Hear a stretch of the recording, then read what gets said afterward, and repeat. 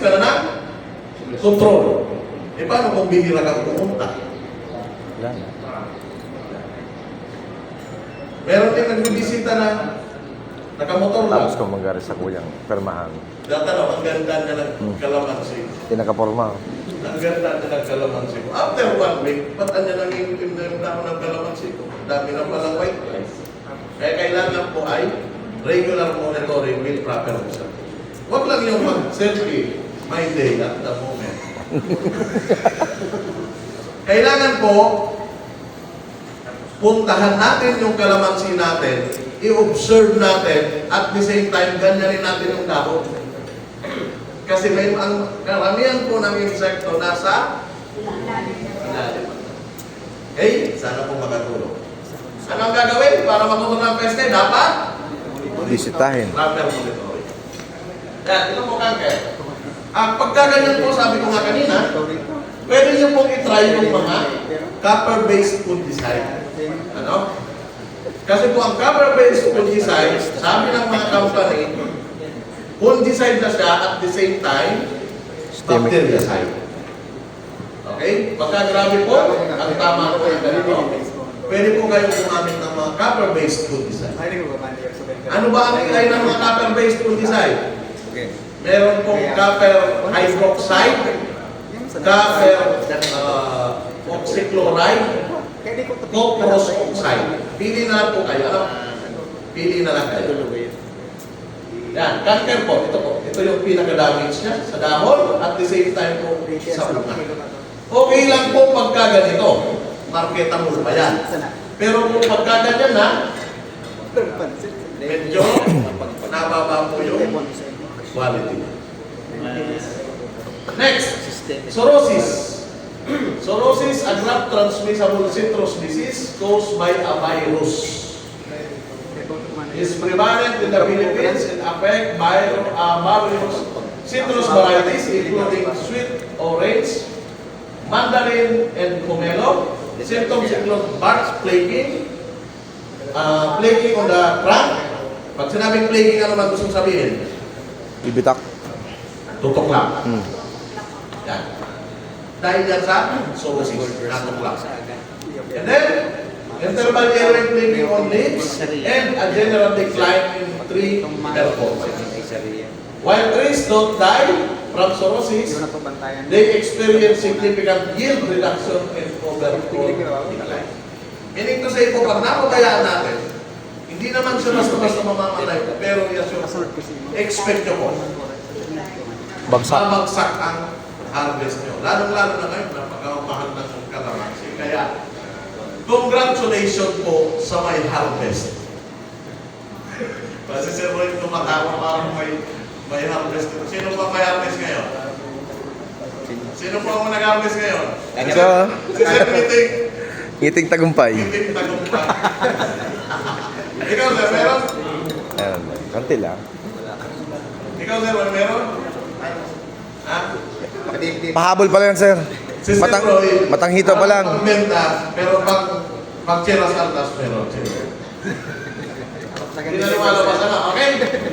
Sabi ko nga, ang sintomas po ng cirrhosis, bark flaking, and then intercardinal yellowing, young leaves may exhibit yellow flakes or spot between the base. Yan po yung mga symptoms niya. And then tree decline, infected tree show a general decline in health and productivity, with scaffold, branches dying, and root hairs being reduced. Susceptible varieties. Yan, ang mga ano, para po ano, mga susceptible varieties. Ito po, sweet orange, mandarin, grapefruit, and then, sa transmission po, tingnan natin ang transmission or pag ano ng sakit. Tingnan po natin. Ito po yung binabanggit po kanina. Na-i-assure po natin, para hindi kumalat yung sakit, kailangan badwood. Infected badwood is primary source of transmission. Kung makakuha po kayo ng badwood na infected by cirrhosis, i-assure nyo po. Yung lilipatan nyo, makikiri niya yung sakit. Pangalawa, grafting tools. Kaya very critical po ang pag-disinfect ng mga tools na ginagamit po during the operation sa park. Ano po, nag-disinfect po ng mga ano? Yung totoo po, yung totoo. Hindi. Nag-disinfect po. Hindi. Pag gamit dito sa umpisa, hanggang matapos, gamit pa rin po ba yung garment tools? O Yes. yung ano, grafting tools? Yes. Yan. Sana po during this training, sana po after this training, sana po may natutunan kayo na hindi pala dapat ituloy-tuloy. Lalo-lalo na kung na-observe nyo na may sakit. Okay lang po yan kung sigurado kayo walang sakit. Pero once po na may sakit yan, Tapos. ikaw mismo ang naging okay, root grafting. Occasionally, the disease can spread through root grafting from infected to healthy cells. Okay. And then seeds of some seed traits, cultivars can also carry the virus. Pag sinabing ito, and then, so management, use disease pre-manhood. Sabi ko nga kanina, disinfect grafting tools. Disinfect yung grafting tools. Scrape away infected bark. Yan. Kung na-infected bark, ano po ang ginagawa nyo? After naman, ano ba, nagtanggal kayo ng may mga sakit. Anong ginagawa nyo po? Halimbawa, yung bark, pagtanggal sa babala. Tama ba yun? Pagkasakit po, or peste ang pinag-uusapan, Top to bottom. kukuha po kayo ng sako, pakiusap lang. Ilagay niyo po sa sako, wag na wag niyo pong iiwan lang dyan sa baba. Kasi po may mga sakit na soil-borne and water-borne. May sakit na, pinilagay mo doon, di kung umulan, kung water-borne yung sakit, doon, hanggang doon sa baba, kung pababa ka, feel mo. Kaya po, hindi lang ito sa kalamansi. Lahat po ng sakit, magpalay, magmais, once po na magtatanggal kayo ng sakit, huwag na huwag niyong iiwan sa inside the pit. Buti itapon niyo sa katabi niyo, bad trip kayo kung pare mo.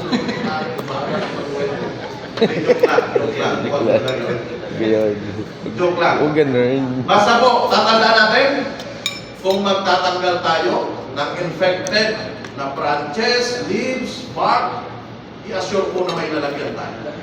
Ilibing natin sa malayo. O kung sabi nga ni Sir, kung nagsusunog tayo, hindi pa bawal, pero hindi namin ina-advise. Kung nagsusunog kayo, sunugin. Never niyong iwan ka. Okay, malinaw? Ano bang ginagawa niyo yung totoo? Iniiwan lang yan? Nakasabit, sir. Tinatambak sa gilid. Nakasabit sa sanga. Hanggang mabulok. Okay, Minsan. ito lang po. Yasyo natin. Tinatambak. Ilayo natin sa video. Pagka makasakit. Pakaputol, nahulog Okay, yan. pagka Bahala ka na makasakit. dyan. And then, tandaan niyo yung bark borer sinabi ni Sir Philip kanina. Si bark borer, pwedeng mamatay yung tanim. Ang gawin nyo doon, pagpatay na, pwedeng igatong nyo. Kasi once sa pabayaan nyo yung doon, pwede yung Malat. pupod niya, makapiyo pa, magiging adult kayo. Pagkamatay yun, mas maigi, igatong nyo. Para kung may may ano naman, may pupa o may larva doon, masusunod. Yun, ganun yun. Basta sa Facebook, never kayong mag-iwan ng mga during operation. Sir. Next, Ay, pagka may zoonosis, tree replacement. Eradicate. Pagka sa tingin nyo, ay hindi na siya makaka-ligat. Yan, ito yung mga zoonosis. Okay. Ito yung dahon ng may zoonosis. Ito yung bark ng may zoonosis. Okay? Sa tingin ko, parang wala pa naman ito sa atin. Ano, sir? Wala pa rin ako, sir. Pero papakita ko lang, sir. Next. Citrus gummosis. Yeah. Ito madali lang ito. Basta pagka Idagdag. Phytophthora. Phytophthora is fungus. Ito po ay infected with fungus. Itong Phytophthora po, madaming species po nito. May Phytophthora po sa nyog. And then ang pinaka-problema po ngayon ng mga magpipinya sa Cam Norte is itong Phytophthora. Nakakita po, kung makita nyo po yung mga magpipinya sa Camp Norte, luhaan. Pumupula po yung mga pinya nila. Hindi na pumupula na halos ganito. Ang pinakamalaki is ganito. Phytophthora, ang cause po niya is focus. And then, symptoms, tumosis manifest as crack, lesion on the trunk and branch, from which a light yellow or brown gum. Itong lumalabas na, garugam. No? Itong gum. And then this lesion can girdle the branch, leading dieback and ultimately tree death. Dieback, mamatay. Yung kulot, tama sir, yung kulot. Yun yung lumalabas pag nag-crack. And then, cause, anong cause? The disease is caused by Phytophthora fungi, which are soil-borne and thrive in wet or poorly drained condition. Yan ang sinasabi ko kanina. Nag-train kayo. Hindi nyo naman inalis. Si Phytophthora is soil-borne. Meaning to say, once hindi nyo inalis mo, andun lang siya. Pwede siyang maka-awa. Okay, nakita nyo na po Hindi ba namamatay? yung importansya ng pagtanggal ng mga infected at ilalayo. Okay? Malinaw po? And then, impact citrus gumoses can severely impact fruit production with some orchard experiencing a 45% incidence of the disease. Pagka hindi nyo tinanggal ng ulakit, sana wag naman umabot sa ganito percent ng problema sa kalamansi. Pirang tris po ang per hektar ng kalamansi. Pirang puno per hektar. Depende. 750, may 900. Ilan po? Kung 3 by 3, 1-1. 1-1. Sabihin natin 1,000. Kasi may namatay naman. Tanggalan ng 450. Napabayaan, ginamaan ng lumusas. Severely. Nawalan ka ng 450. 550 na lang. Okay? Control. Managing tumosis and pursuing the prolonged approach. Preventing condition. Favorable for infection. This includes the proper soil drainage. Sa Lacapa, walang problema. Maganda ang drainage sila doon. Kasi, hindi doon sa kanila. Sa ibang area po, pantay. May pantay po na area. Meron din. Maraming pantay. Okay, pagka ganito po para hindi ma-experience ang sakit, kasi soil-borne, kailangan po maganda yung drainage. Then removing disease bark. Removing disease bark. Removing the disease bark and buffer strip of healthy bark can help to slow the spread of the disease. Another, chemical control. Pwede po tayong gumamit ng fungicides. Like ito po, itong mga metalaxyl, absorb effectiveness in controlling tumosis. Doy, anong brand ng metalaxyl? Basta ito po. Antrocolata yan. Hanapin niyo ito. Itong Aluminum. Occidental aluminum and metalaxyl. Yan, pwedeng gamitin. Recommended po para control si citrus tumosis. Or any fungicide po na may recommendation to control Phytophthora species. Kasi po ang causal organism po nito ay si fungi na ang species po is Phytophthora. Ano ba yung Then, Ronin. Ronin disease branches can help to prevent further spread of the disease. Yan, papasok na naman si monitoring.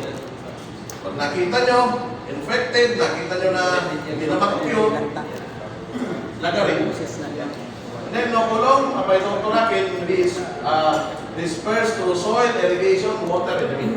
Yan po. Pag maduros pa, si Phytophthora po ang spores. Ang pinakabinhi po kang fungi, bigla tinatawag po natin na spores. Pagka mature na yan, nagre-release yan. Kaya pwede po siyang mahawa through wind, tubig, and then lupa. Kaya very important na tanggalin nyo ang tinanggal nyo sa lupa. Kasi pagka umulan, pwedeng ma-disperse po dispersed by tubig. Then, yan, bubusin. Branch na may lumalabas na gap.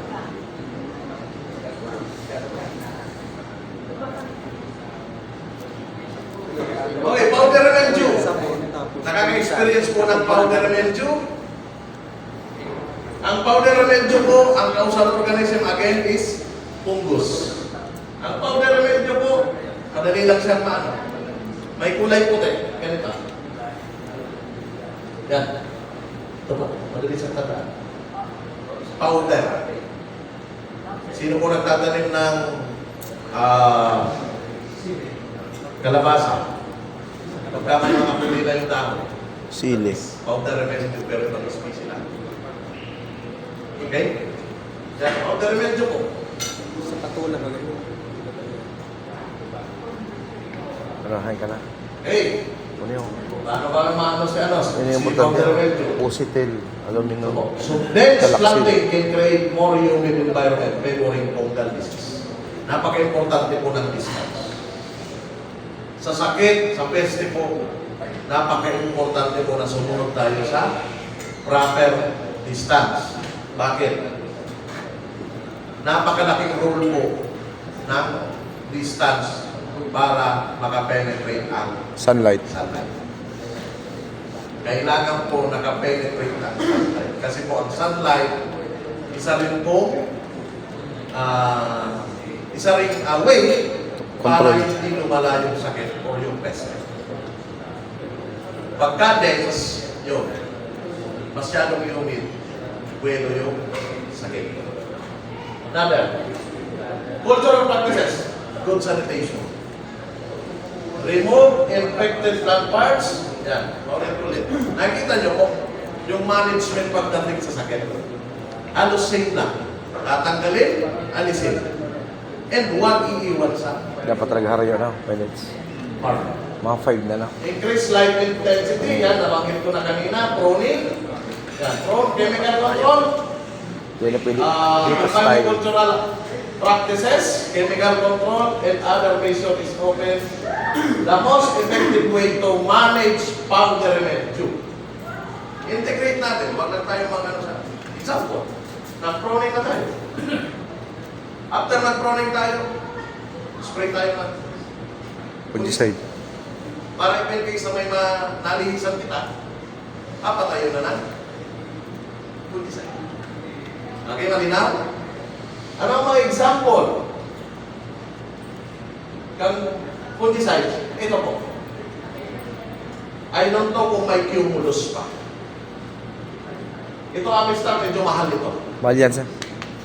Di kaya. I think ang isang liter nito, Seven- kaya nyo. 7,000. 5,000 ata? 7,000. 7,000, sir. Isang litro nito, Amistar. Kaya tinignan ko Pero, yan. pwede may cumulus, polycure. Ito po, polycure. Meron pa atang polycure ngayon. Meron. Kaso, sir, hindi nagdi-deliver. Ha? Hindi nagdi-deliver. Nagbabago yung presyo. Polycure from Bayer ata, no? Bayer, Organic, parang gano'n. may malapit sa inyo.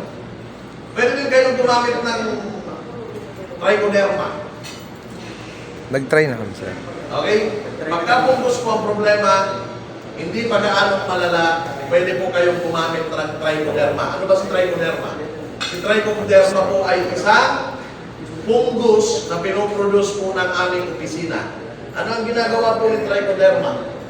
Pinapatay niya po yung mga kapwa niya fungus. Ano? Axos eh. Ano ba? Okay? Ano ba? So, natural pong pamamaraan, hindi pesticide. Pali na ka, baby. Pinapatay niya yung kapwa Katabi niya. kang cumulus. Okay, meron po sa office. Antagonist po siya. Pwede po kayong mag-request. Sila, Sir Roy, binibisyari po namin na na-try ko lang. And then, other measures, draining good drainage, help to reduce moisture build up in the soil which can hinder fungal growth. Yan. Tignan natin, sanitation, ano na yan, early detection is the key. Yan, pag may makita na tayo, early detection, pag may makita na tayo, tanggalin na natin para hindi na po lumala, hindi na magkahawa. Monitor for symptoms. Ay, metro Yan, nabanggit ko na yan. Integrated approach, combining cultural practices, chemical control. Metro. Ito po yung powder milk. Pagka may powder na po naninilaw, that is Matindi the pala sign na. of yan. Nangyapti na. Infected na po Mas siya. tingali ko sa. Powder milk. I-remove ko yan. Kaya, Sunod. Dry root rat. May dry root rat po sa inyo? May na-experience po kayong dry root rat? Bigla na lang namamatay. Tumulog na. Sipik yun. Or minsan sa truck, yung problema niyo sir, yung namamamote, ay yung kay Mr. Texon, that is Fusarium rat. Yung kulay white, na-experience niyo po yan sa trip, dumadami.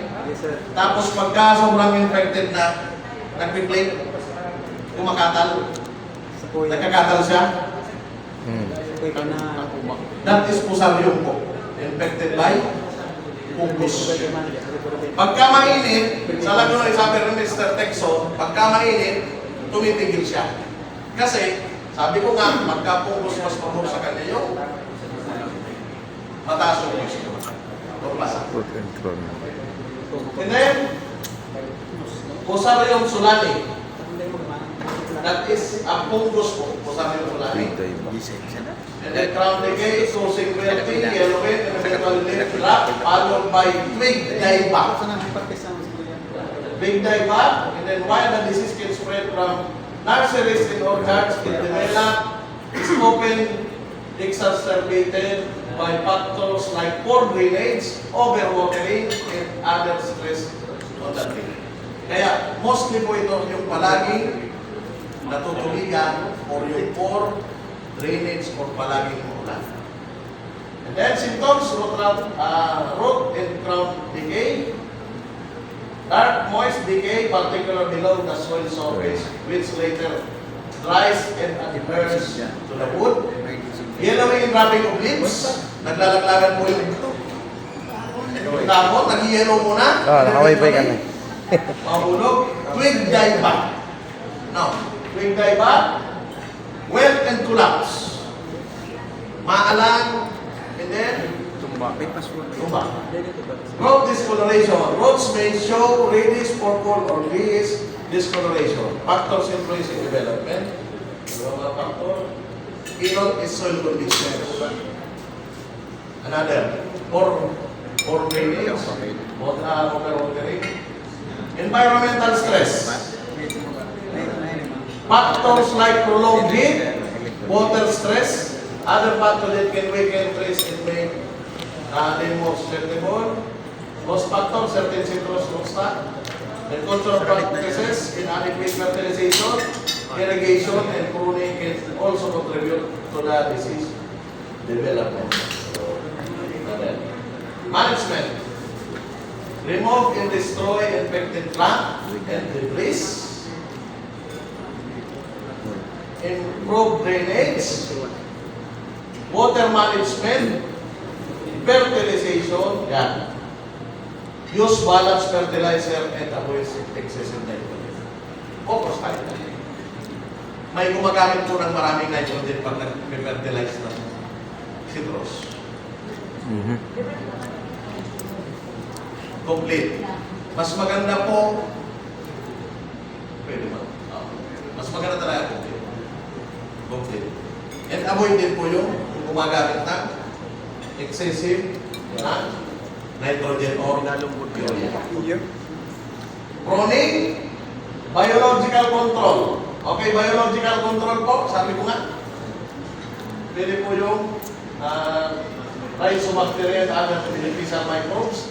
And then chemical control. Fungicide can be used in some cases. Pwede po kayong maggamit ng fungicide. Ang iba, kasi ugat yan, ang iba po, spray, Yung iba is drenching. Bilik. Okay. Pwede din po i-drench. Then, ito po yung mga root mat. Dry root mat. Ito po yung mga dry root mat. Then, ito po yung pinaka-paborito ko sa aking slide. Pagka lumabas na yan, gusto ko po pagka lumalabas na yan. Okay, may tanong po ba?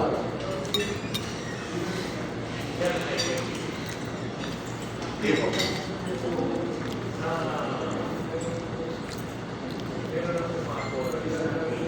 Okay po, sige, sige. Pwede ka.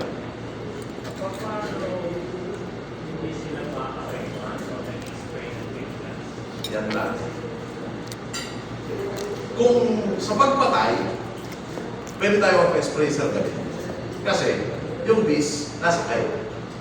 Tama? Yung bis nasa kayo.